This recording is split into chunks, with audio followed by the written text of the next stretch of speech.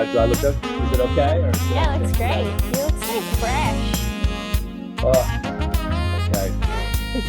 All right, 3, 2, 1. Eric Kvatek, how you going? Good. Welcome Just to the wait. show. Thank you. Thanks for having me. I always feel like I get your name kind of wrong. Kvatek? Kvatek. Kvatek. Kvatek. It's Polish, Yeah. right? I think it's Slovakian. Wow.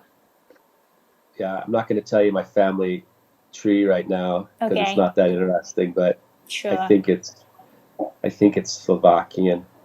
Well, Slovakian Eric Kvatek, it's nice to have you on the show.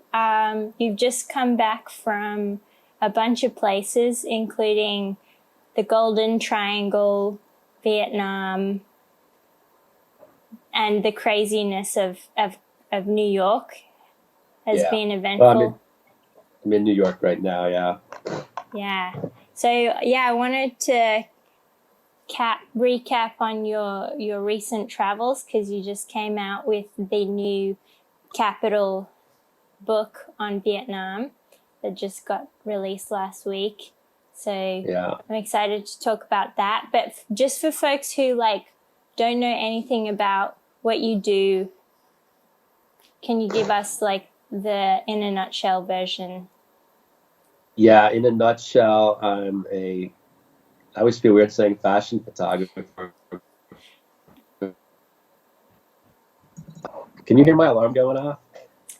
No, Hopefully not. but do not disturb mode would be good. Probably. I probably should have told you that before. It's the little moon when you swipe up. Yeah. Anyway. Well, we can either keep going or start over. It's fine. We'll just wing it. Okay. That's how we I might do. have to reach up there every 5 minutes. So yeah, I always feel weird. I'm a fashion photographer, but I started off trying to be more like a documentary.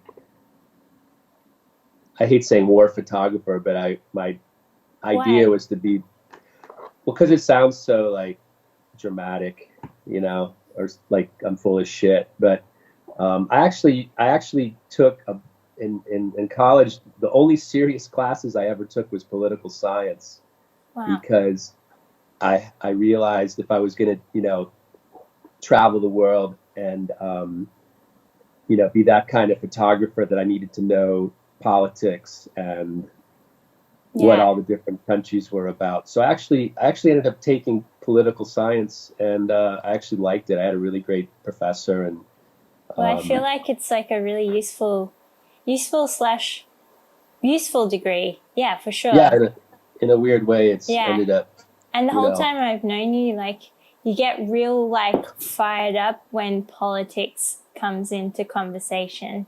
So I feel like, that's your background. Well, you told me once that you told me the story that you went to Indonesia to shoot there. Tell me about that. Yeah, it was like the late 90s, and they were having a political unrest, and it was, the travel advisory was, don't go to Indonesia. So I went to Indonesia, alone, not part of a news thing, just on my own with a camera. And I get confused. I either spent 3 weeks or 6 weeks. I can't remember anymore. But yeah, I had I had a backpack and a camera, and I hooked up. I actually ended up hooking up with a Indonesian newspaper, and I was shooting in Jakarta, and it was just like out of a movie. I got this phone call, and the guy was like, "Eric, you have to get out of that hotel because that part of the city is about to get cut off by the army." And the army was literally driving around shooting people. Wow. And so they pulled up in a Jeep. I packed in 2 seconds. They pulled up in a Jeep. We took off, and it was, driving the wrong way down the road, driving on the sidewalk, driving over the middle of because it was serious. If we had gotten trapped, we would have been, Yeah, trapped. Sorry. Yeah, trapped. So, yeah. So that was pretty intense. That was. Yeah, But wow. it's kind of how I taught myself maybe how to take photos. But so those photos I took, I ended up showing um, a Japanese denim brand just by chance. They were just like a friend of a friend, and I was like, "Oh, look at my photos." Yeah. Actually, my friend told me to show the photos, and they were like, "Oh, can you shoot our fashion, but in this style?" And I was like, "Yeah, Are we allowed to say the brand? yeah." That was 45 RPM Yeah. because they were opening a store in Soho, and my friend was their friend. Yeah, well, that's actually how I came across you as a photographer when I was like in art school. And yeah, I remember seeing the 45 catalogs and just being like, whoa, they're so beautiful. Who shoots this? And then, yeah, Eric Kvatek Yeah, came up. And yeah, that's how I stumbled across your work. But yeah, that was so you shot for 45 for quite a few seasons. yeah. It was like 2000 to 2003, maybe. And I think they had four a year, so it was like a you know A lot. constant full Yeah. time because we had four shoots, we had four meetings, so that was like eight times a year I was flying somewhere to either have a meeting or Yeah. shoot for them. And we ended And up shooting in Japan a lot. yeah, right. I really liked their casting actually. Was that That you? was yeah the con so because what they liked about my photos was that there was just a lot of portraits of Mm. people on the street and fishermen and homeless kids and so they wanted to shoot without professional models Mm. essentially mostly and yeah I would do some of the casting when it was when I was scouting. They would always have some idea like, oh, we want to use this. So sometimes they would want to use their staff, so they would pick those people and Mm. um Well, yeah yeah, it made some beautiful pictures. And back then, like you were probably shooting on film, I would say, because I remember the yeah so that quality. that was all Pentax 6.7 Mm. like we used for Yeah, your brand a couple times yeah. so yeah I would have to travel with three of those Wow. because one took Polaroids so that you could see what you were doing, and then you had two, one about a backup, and then a regular camera. So and I actually ended up you know occasionally a camera would break on the job, so having the extra backup always Handy. That's one came in thing. handy. That's one thing I feel like you're super unique and good at compared to any other photographer I've ever known or worked with is like you are so good like in the field. You're like just super prepared and you just roll with anything and like if something breaks you just like figure it out and you just keep going and you get the best out of people, which is like Wow, thank you. really That's a really nice thing to hear. I might yeah, have to but like turn off the phone and cry. but like no seriously like that's something special about you, Eric, which brings me to our trip. Let's rewind to our trip to the Golden Triangle. This was it January, end of January.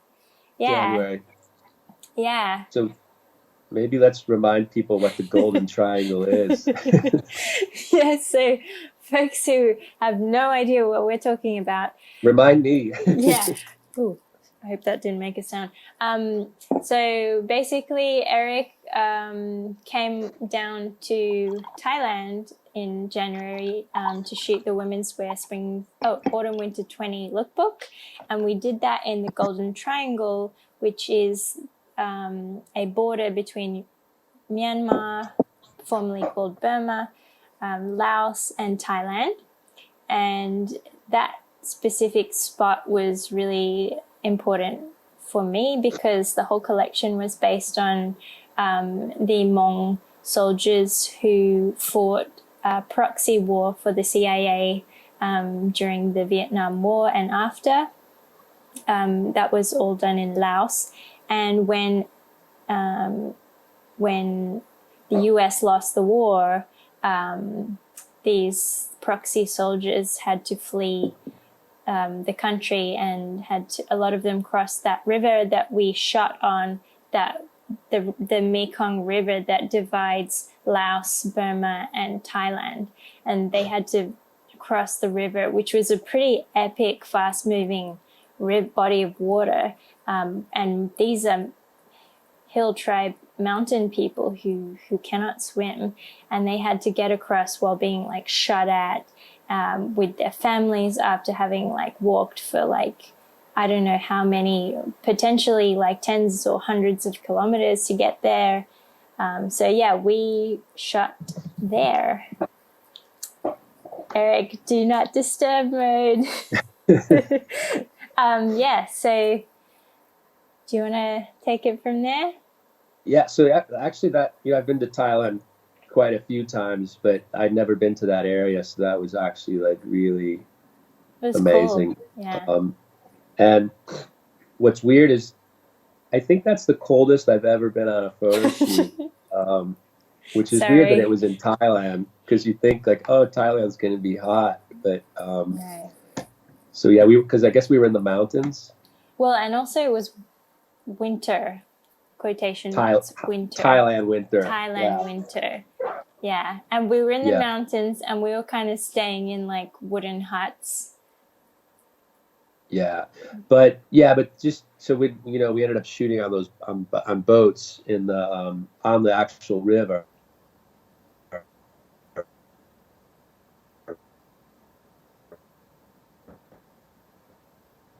Sorry, you just paused there.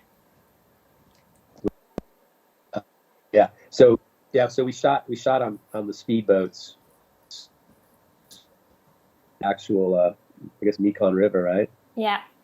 And which was kind of logistically, because you have two boats, so I'm in a boat shooting, and then the models are in another boat, and logistic, you have to kind of try to communicate with two local speedboat pilots, They were having fun, actually.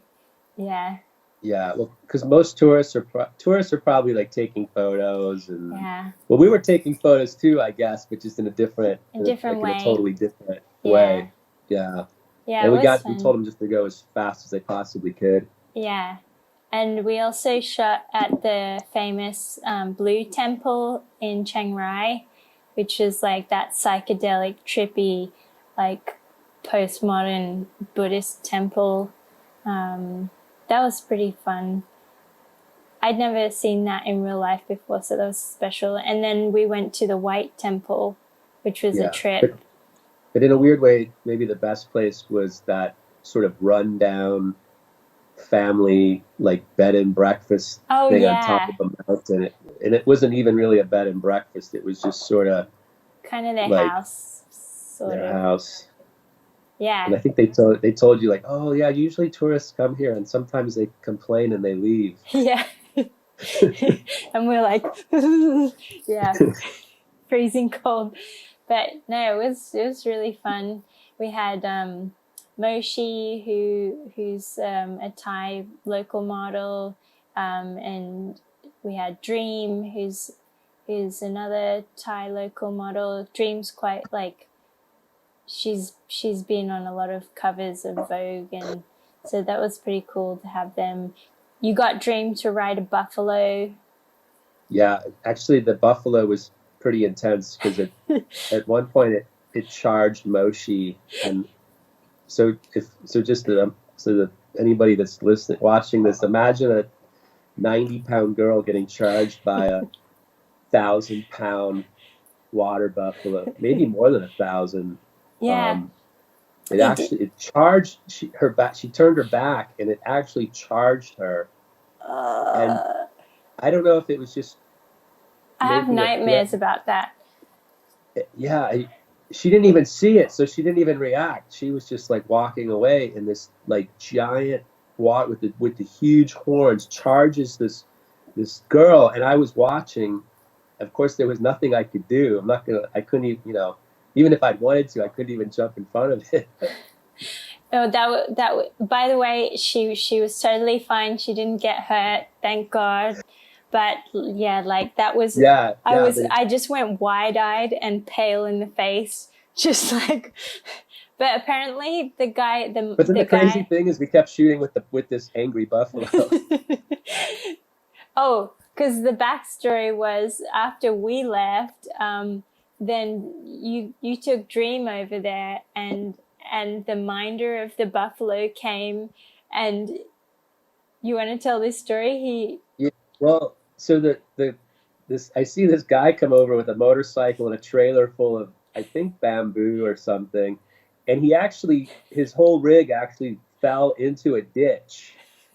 And I didn't know he was the Buffalo Master, but so I looked around like, well, I guess I got to go help him. So I went over and I helped the Buffalo guy get his motorcycle and trailer out of this ditch. Like I had to, physically help him like a real man. And Yes. and then it turned out he was the Buffalo Master. So then he was like, "Oh, bring your girls back and Little let's." side note here, but Yeah. he actually rode into the ditch because he saw Dream Oh and yeah, yeah. couldn't take his eyes off her, and So it was like. kind of our fault anyways. So I had to help him, I guess. Like, But it was just so funny. It was kind of like from a movie. This whole yeah, scenario, it yeah. just He's goes he's into like, slow motion. Yeah, but anyway, no one got hurt. The buffalo was a rescue buffalo, so he had his own issues. He didn't like yeah, perfume, so. But yeah. anyway, Any models watching this, when you're on location, don't wear perfume. yeah, it's health and That's safety actually real. note. Like that's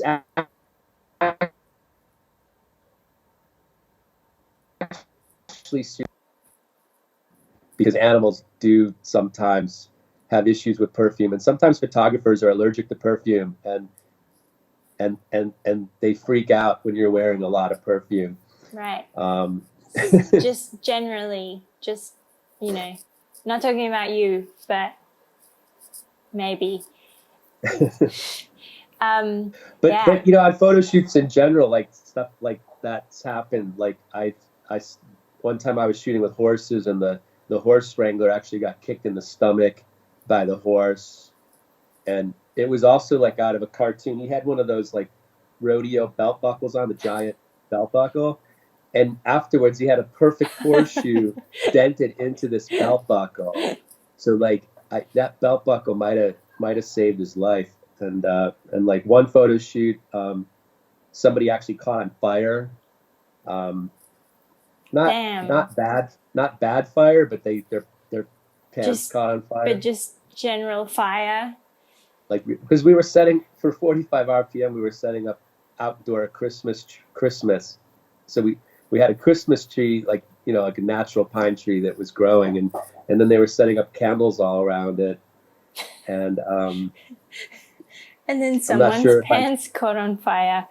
somebody was wearing like baggy 45 RPM pants, and his pant leg caught on fire. So you just Was that never the know what's. stop, drop, and roll? It was more like jump around like a maniac. And I shouldn't laugh about somebody catching on fire, but I know, I'm sorry, but we're not very politically correct here in the Ponytail well, it show. was it was a very good friend of mine, so I Oh, feel like hold on. I think I know I who don't know if you're I'm allowed to talking. say his name on the Oh, are you talking about the same person who doesn't work for 45 anymore, anymore. Yeah, who may or may not yeah, work for Capital? yeah. That's who I'm talking about, that person. And because I was kind of a dick, I saw that he caught on fire, and in the flattest, calmest voice possible, I was like, "Hey, your pants are on fire." Just like no urgency, no no drama in my voice, just the like flattest dry. Hey, you're on fire, and so he just ignored me, and then he kept catching more on fire, and then eventually, eventually I think he smelled the smoke or saw the flames, but Oh, it was actually like going up his pant leg, like poor guy. He's so clumsy. Can I say who this is?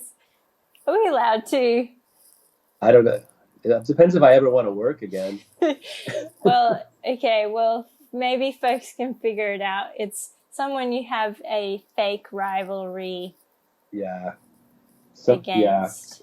Yeah, I'll just leave it at there. Anyone who works That's it why out, the good for back you. of every catalog says, Eric versus This person. this person's name. Yeah. Yeah. Yeah. Well, whoever gets that, pat on the back, gold star, if you figure it out. Maybe, Yeah. yeah. But yeah, oh my God, that you've never told me that story before, but that's just the Yeah. picture. The picture is like burned in my mind now. I think I get in trouble. I'm probably in trouble for telling it, but Hey, we didn't say who it was, but yeah.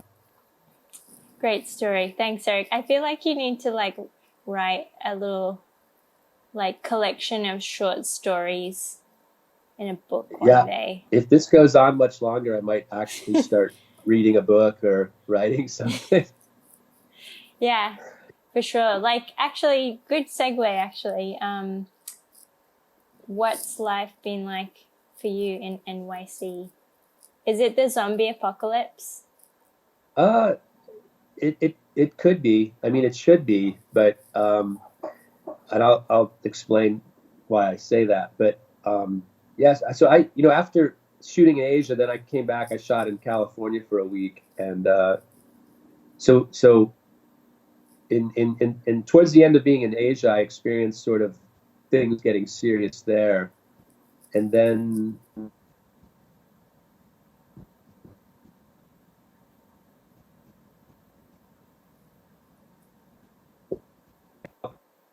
people realized, oh, this is a problem. Mm. So so I had these two, several huge photo shoots I just shot. So when I got back to New York, my life was actually like incredibly normal because I had to stay home and edit and Mm. retouch hundreds of photos. So the first 3 or 4 weeks were kind of normal. So it didn't really hit me at all. Um, if But anything, it like, just forced me to be a little.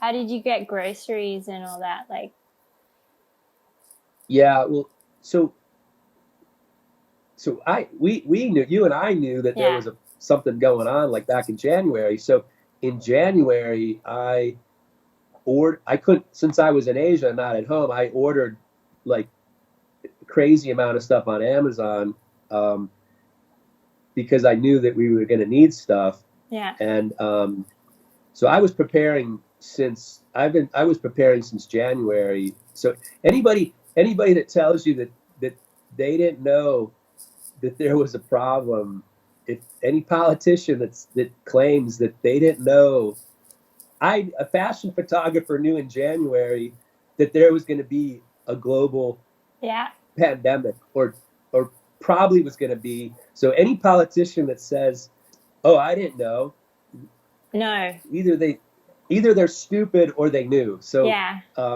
either way is bad. yeah. But so I started. And then when I came, so I was preparing since January. So I got So you, food and yeah. um, whatever I thought I needed. Mm. So I didn't have to freak out too bad when I got home because and I already had some stuff, just Yeah, being like a kind of a prepared person. yeah. Um, you know, Prepper. but so so yeah, I didn't have to deal with like waiting in line for an hour to buy food or Yeah. anything like that. You Um, just kind of stuck in, you were like a hermit crab for 2 weeks. yeah, well, so took the photos, and then I have to, because I'm also producing these photo shoots. Mm. So after I do all the photos, then I have to do a week's worth of accounting, and it's like a like the Capitol photo shoot is about, this time was like three weeks really. So 3 weeks of like little tiny receipts written in Vietnamese, you know, and um, and then try and figure out how to translate it and convert all the money. So the spreadsheet ends up being like, you know, And also because it's like Vietnamese dong, there's like so many zeros. yeah, yeah. But I'm so I do this really stupid thing because it's so tedious. Like if a receipt's under a certain, amount, I just throw it away, and I just figure I'll eat it. It's not, there's a can I just go on a tangent for a second? Go for it. There's a story about Bill Gates, and somebody calculated, like, if Bill Gates is walking down the hallway and he drops $100 bill, they calculated like what his time's worth versus stopping to pick up the $100 bill, and they said he actually loses money by stopping to pick up Oh my the God. $100, because his time is worth more than $100 a second or whatever. And I'm not saying that my time's worth $100 a sec. My time's worth about 10 cents an Hey, hour. hey, But, it's a bit, come on, Eric. but anyway, so when I'm looking at all these little tiny receipts, It's sometimes 15.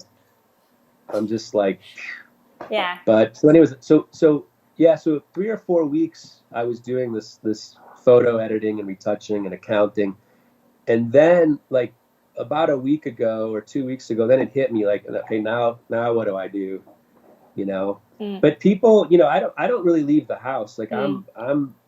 I'm serious. Like I'm not the most beautiful day. I'm not going to the park to like mingle with 1,000 people. Like I'm No pretty mingling much, with Brooklyn moms and Labradors. no.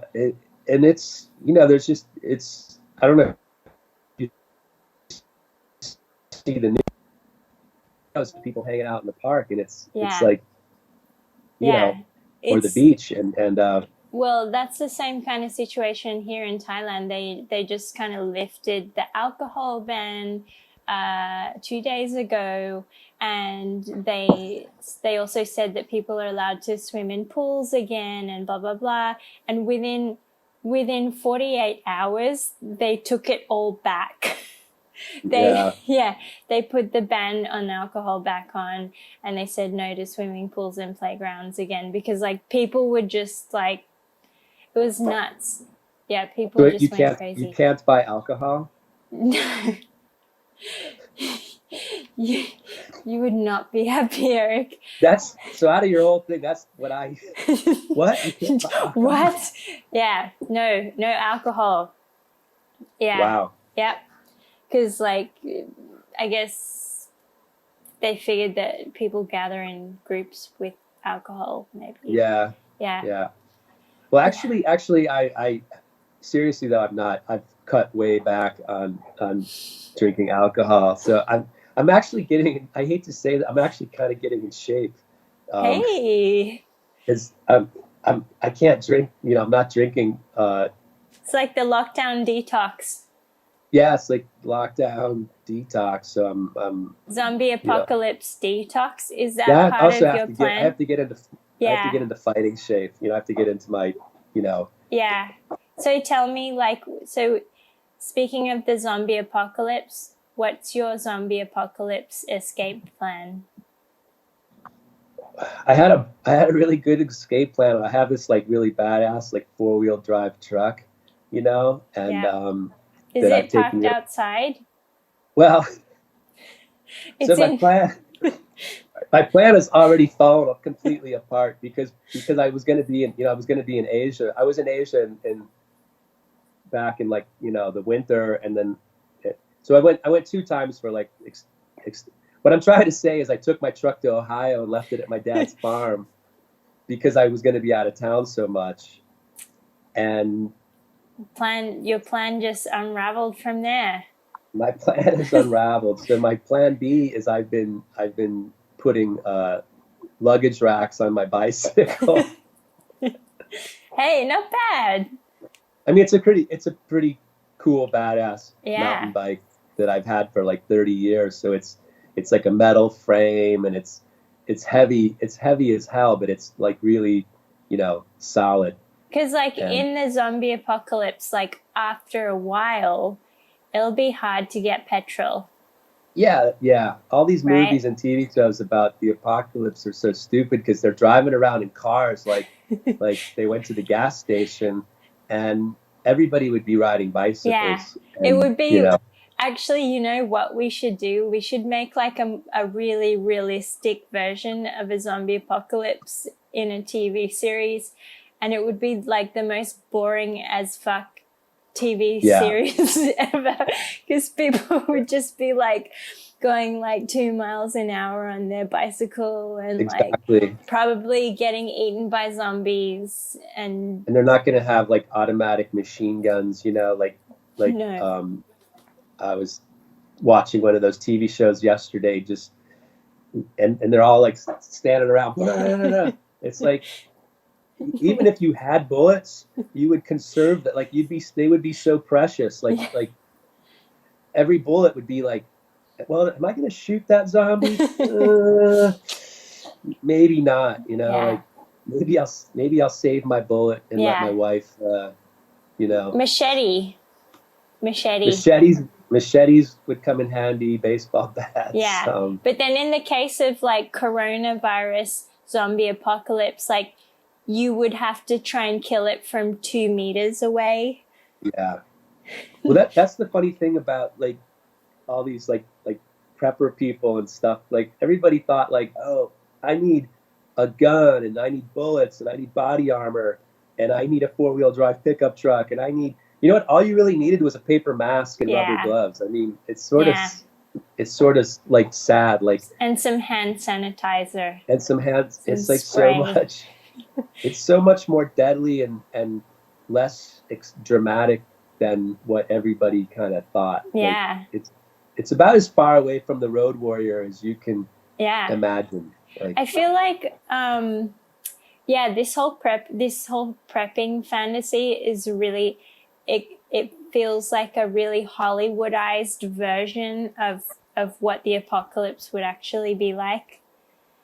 Maybe the end of the world would yeah, just be like a real like just a real killjoy.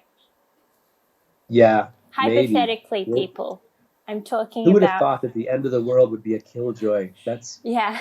hard to. It would Well, be just well, so like like, it'll be if just there were like really zombies, like if all of a sudden I woke up tomorrow and like the news said, "Holy shit, there's zombies," I would just stay home for 3 months and let everybody kill each other and let the zombies eat everybody, and I would just stay home for 3 months and not leave my where I live, all right. So how and would let you it like get food?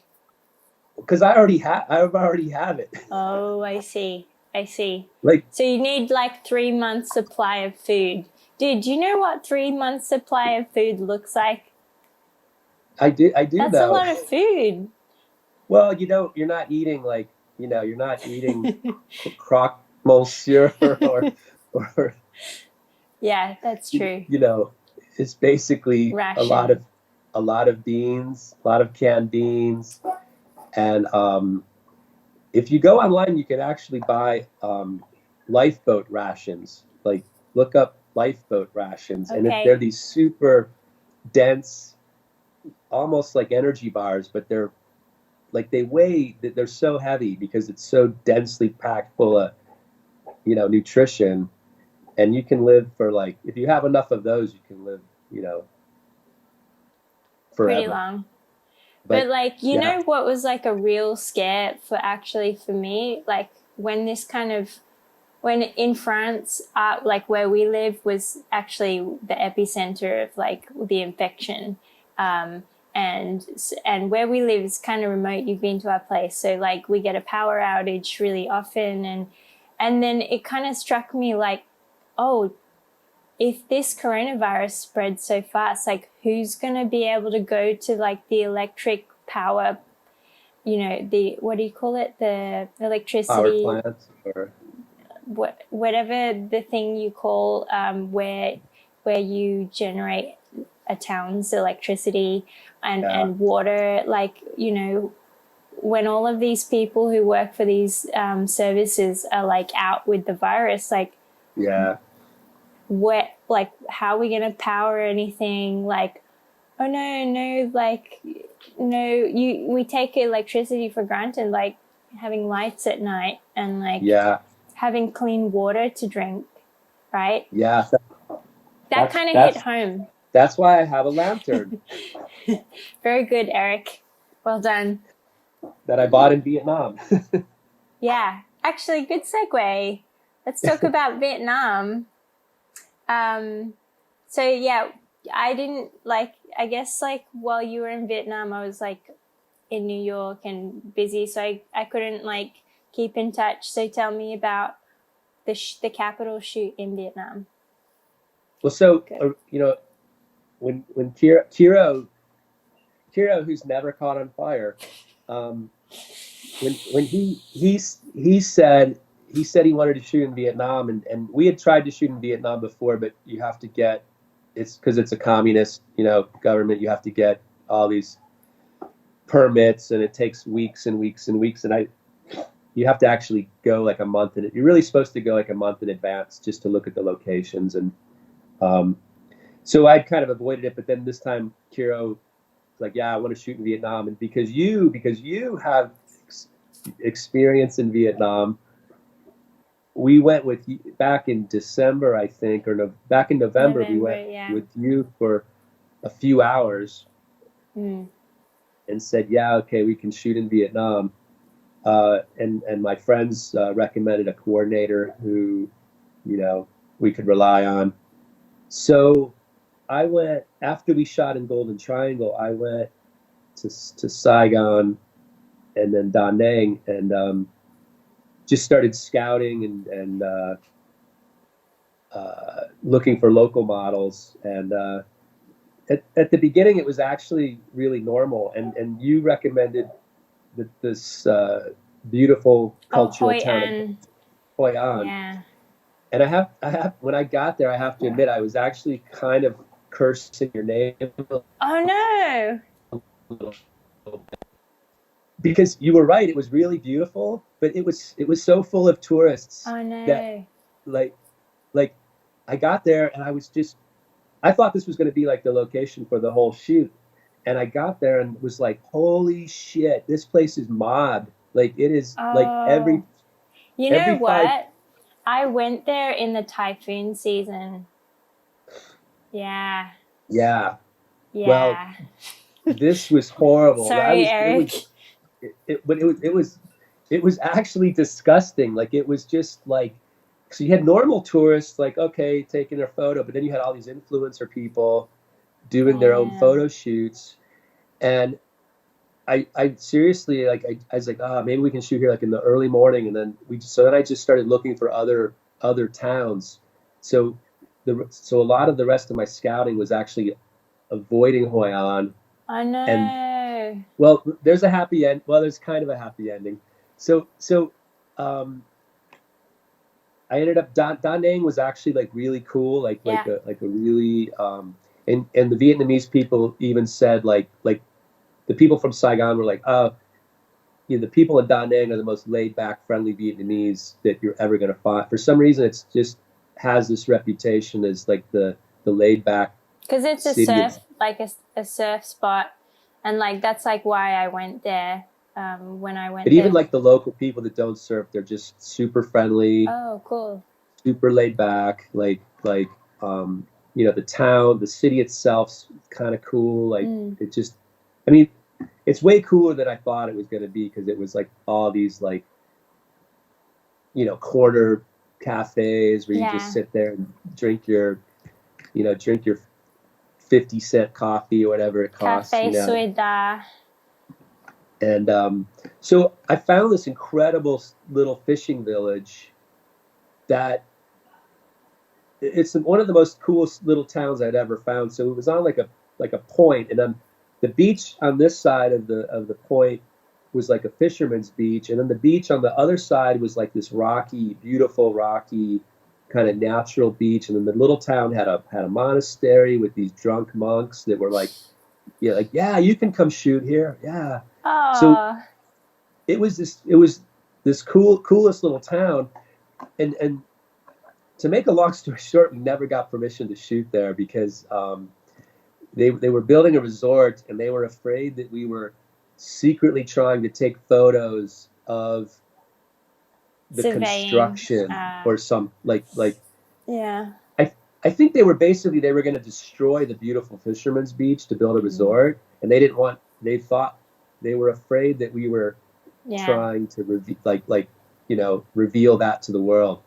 So, but then, as fate would have it, because of the virus situation, Hoi An started clearing out. Ah, see, I planned this all along in a really So evil, awful way. little by little, all of the Chinese and South Korean tourists went home and weren't allowed to come back. Heavy. Yeah. And because then the hotels were becoming empty, so this incredible resort that we could not afford basically told us, like, hey, we went to look at it just as a location for shooting, and they said, hey, where are you staying? And we were actually staying at this place that I knew I had to cancel anyways because it was not, it was cheap, but it was cheap. It was not Yeah. clean. And I made a mistake even, booking it in the first place. So this resort ended up saying, like, look, just move over here and you can pay us what you were, basically what you were going to pay them. So we ended up moving to this beautiful resort Wow. that Yeah. normally you have to book like a year in advance. And Yeah. I mean, we, hotels out of this, I mean, the hospitality industry was like hit in the first wave yeah. of this whole thing. Yeah. So it So we, worked out for so you guys. yeah, so it ended up being empty, and then we could actually, and then a lot of the restaurants there in Hoi An, you like apparently you have to make reservation like a week or two in advance, but we could just walk in and get a table. So Wow. unfortunately, or for better or for worse, Hoi An ended up even the thinned out version was still like, there was the Still people true. that stayed were like all the European and American people were like, Yeah. I'm not leaving. Like, Yeah, this virus ain't real. I'm Yeah. not wearing a mask and I'm Yeah. not leaving. Yeah. Yeah. In our culture, we don't grow up wearing masks. Yeah. Like, bank robbers wear masks. Yeah. Whereas in There's a, Asia, yeah. it's a big cultural difference in that Mm. regard. Like Asians will wear masks just because like the streets are dirty. You Pollution. know, Pollution. pollution. If you're sick, you wear a mask so you don't infect the other people. Yeah. American people and maybe European people just don't get that. Well, it's So changing right now. it's Yeah. changing, yeah. But Vietnam. Yeah, it ended up. I mean, it was kind of dramatic, because this whole thing was happening, but we were still doing our photo shoot, and Yeah. it was It kind would of have like day felt by really day. surreal. Yeah, yeah. The other thing that was weird is when I scouted, it was this like, I guess the tail end of that cold weather in Thailand. It was kind of cold and everything was overcast and Mm. drizzly. So it had this sort of, when you're scouting and you see a location in a certain kind of weather, you just think, okay, that's what it's going to be like Mm. when I shoot. And then of course, when you shoot like 2 weeks later, So the different. weather's totally changed. So when we shot, it was just beautiful and clear and sunny every day. Nice. So, which can be nice, But but not great for photos. when you have it in your head, like when you scouted and it was Yeah. misty. So yeah. So anyways, yeah. The worst thing that happened, not the worst thing, but yeah, I was gonna say the worst thing that happened is that it was sunny, but that wasn't the worst thing. I keep forgetting Must about be the pandemic. nice. Yeah, must be nice. Yeah, Must be but nice. Vietnam was I was actually like really surprised at how much I liked it. It's And beautiful. It's so yeah, beautiful.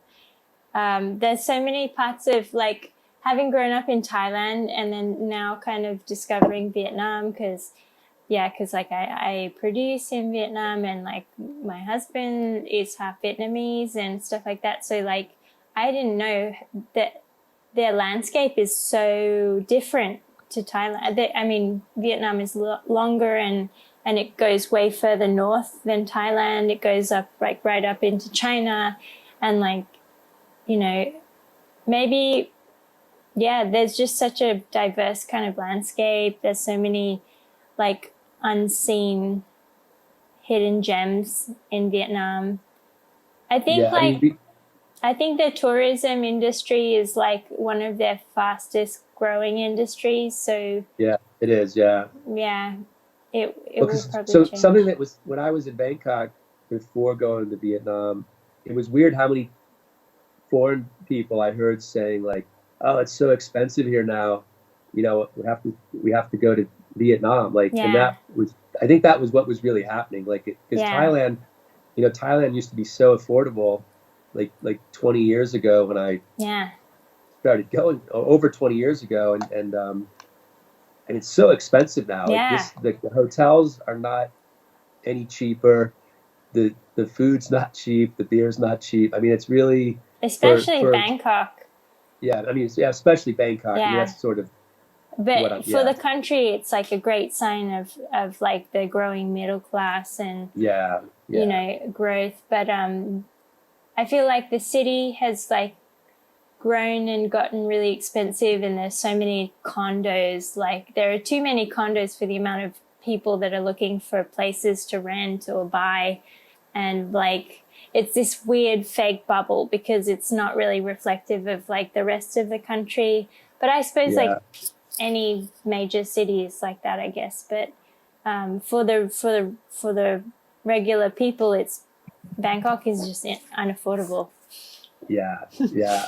Well, so yeah. So basically, Vietnam, yeah, Da Nang was actually like they were building all these new buildings because people were figuring out, oh, Vietnam's actually still kind of affordable. Mm.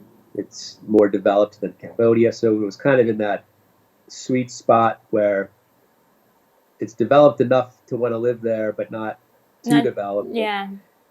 But I don't know how that's going to be affected now. I mean, Yeah, I think well, judging by like my contact with like making there, the country's managed to continue its economy like as best as possible. Nothing's like really grinded to a halt like in the rest of the world. As with Thailand as well. So because for me, I think with Southeast Asia, like people, there are so many people who live hand to mouth that if the country's economy comes to a grinding halt, like so many people will die and starve, like as it is already. Like in Thailand, for example, there are so many people who can't afford to feed themselves because like they've had to close their mom and pop shop and or like they've had their work hours cut and they really needed that work. But I guess like the same is for in America as well. yeah, yeah.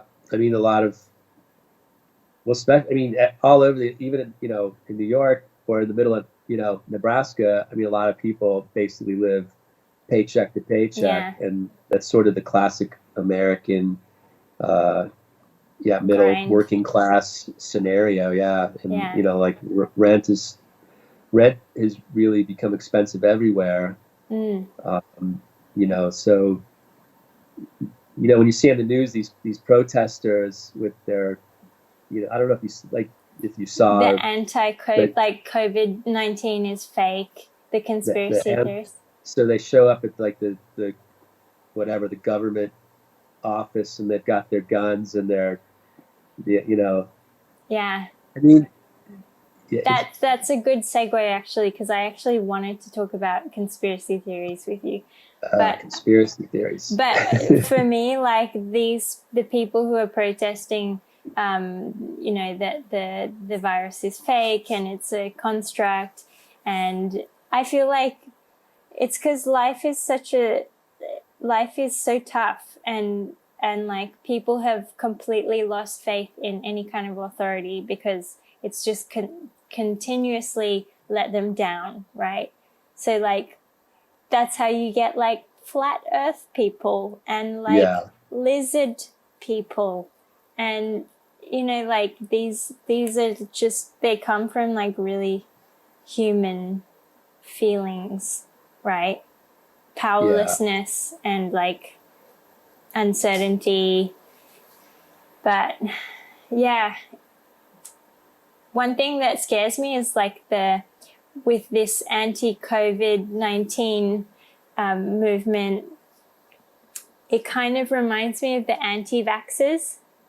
Yeah. Yeah. Yeah. And like one day when there will be a vaccine for the COVID-19, yeah, the anti-vaxxing and the disbelief that it's actually a real thing, the virus. Yeah. What do you think of anti-vaxxers? Uh,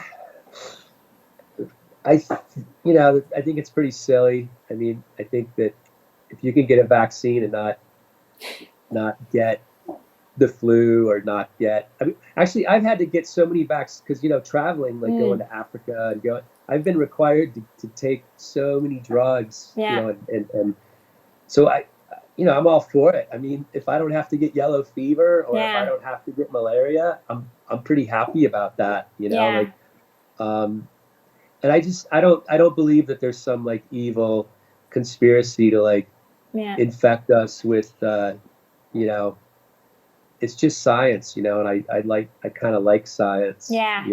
and And the great it, thing about the scientific process is that scientists are continuously trying to prove their theories wrong, yeah, yeah, exactly. That's like right? the thing with fake news, like it's not fake news because like when real serious journalists have like gotten the story wrong, they've actually like retired, like they've quit, or they're fired, like when certain Yeah. news networks, when their journalists screw up, they actually lose their jobs. There's actually So like a penalty.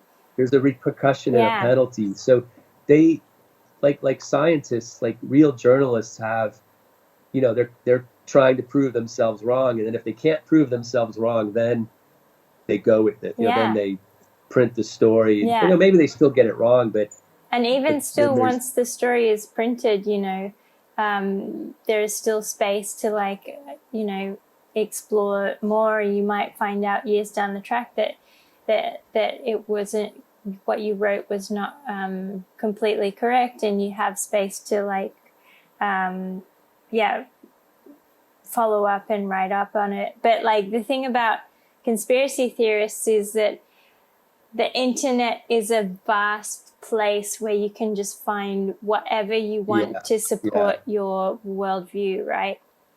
yeah, Which, yeah. I could wake up any morning and write an article like, yeah, there's leprechauns in my cereal, whatever, and put it yeah, on, Facebook, and then there it is, and then yeah, somebody can see that, and that could justify their whole, yeah. you know, religious movement or whatever. But then let me ask you this, slightly to do with conspiracy theories, but slightly real. Well, totally real, is that like recently the Pentagon declassified the footage from the Yeah, Navy of Air Force pilots spotting UFOs. And yeah, like, do you think there is a conspiracy that like, oh, the Pentagon chose this very perfect moment to declassify these videos because everyone's just so saturated by the COVID-19 news, and like no one's even gonna like bother to take notice of this? Do you think that's true? yeah. Well, there's something to that. I mean, you have to think, well, why are they releasing it? Why are they Right? releasing it now? What do they get out of it? Like, why? like anything, you have to ask, like, well, where's this coming from, and what's Yeah. their motive? Can I tell you a Um, story? So, like, yeah, literally, uh, end of February, I was driving back from Paris back home, which is like an hour and a half drive. It was 9 p.m. at night. I was driving by myself in the car, and there's just this one bit at really close to the turnoff to leave the highway to go to my house. There's like a hill, and it was a crystal clear night, no clouds in the sky, and there was this white light that looked like it could have been a drone or something, but it was really high, like as high as a super high airplane or something. It was just hovering. And then it hovered for like a couple of seconds, and then it started moving, but it started accelerating, but not like a jet powered airplane would accelerate. It was fast, like a Tesla version, like of a like something electric powered, just instant yeah, instant. acceleration. And it just went in a very completely straight line and away from me into the darkness, and then it just disappeared. What the hell was that? And then when Yeah, they declassified those videos, the footage from the Pentagon, one of the videos has this like white dot, and the movement on that UFO in the video is exactly the same movement that I saw in real life. So like part of me is like, oh, is that some kind of like new technology that they're testing? Because there's a military base not far from my house. Like, is this some kind of like military, I don't know, new test of something? Or is it, I don't know, who the hell knows what that is? yeah. I mean, I never they thought I never thought that I would be one of those people who sees one of these things in real life. yeah. I mean, I've definitely seen a couple things, similar, like where either you're flying or if you're like in New York City, you can't see anything because there's too much city light. But Yeah. when you're out, like I was in Colorado, and my friend said, we saw some kind of weird light, and he was convinced it was a UFO, and I was like, I don't know what that is. I mean, it's not an airplane. Yeah, right? But you're I I'm not no I don't somebody that's I think you know somebody that, but airline pilots see stuff like that all the time. Like they see, because they're traveling, they're flying constantly, they're flying Yeah. every day, and they if you know people that are pilots or work in that industry, they see stuff a lot. Like it's not generally talked about because they don't want to lose their job. Like they don't want to sound crazy and lose their job. But commercial airline pilots see stuff like all the time. Whoa. And astronauts are on record as having seen things. Yeah. So Who knows? I like to keep it open, probably because like we're yeah, creative people. We just like to talk about these things. Like half of us has like a skeptical hat on, and half of us wants to believe that there's like, surely we cannot be the only life in this galaxy or this universe. Like, yeah, surely, like, that would be pretty self-centered of us to think that like we are the only like life forms. Surely there's like multiple versions of us existing at the same time as well, like in parallel universes. But we'll just stop things there. Hey Eric, thanks so much for spending all this time with me on the Ponytail show. It was really nice having you, and yeah. well, let's do this again. Yeah, no, thanks for having me. I'm sure we can think of something else to talk about. We'll Plenty. do it again. The universe Yeah, is our oyster. All right, yeah. guys. So how can people look you up online, or just tell us Uh, how they do I'm that? on Instagram, of course, and maybe we're watching this on Instagram. I'm not sure, but I have, my name is weird enough. You can find me. It's Kvatek. Just type that in, and I have a website, a blog, Instagram, Okay, cool. tons of photos to look at. So yeah, Nice. Well, Eric Kvatek, it's been a pleasure. Stay thank you. safe. See you soon. See you soon. Bye, everybody. Bye.